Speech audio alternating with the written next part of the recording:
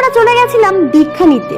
হ্যাঁ, ঠিকই শুনছেন, দীক্ষা নিতে। অনেকটা আশা আর ভরসা নিয়েই আমরা এসেছিলাম সকাল সকাল যে আজকে আমরা দীক্ষা নেব।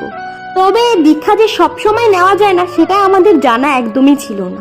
অ্যাট ফার্স্ট মন্দিরে আসি, এসেই দেখি দরজা বন্ধ, ভীষণ মন খারাপ হয়ে যায়।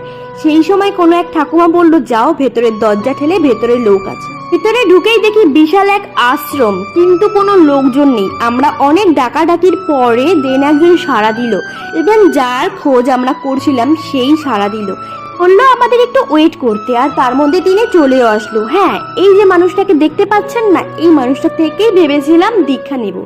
ভেবেছিলাম না নেব, বাট ওই যে বলেছিলাম আজকেই নেব ভেবেছি। বাট সবসময় সব জিনিস তো হয় না।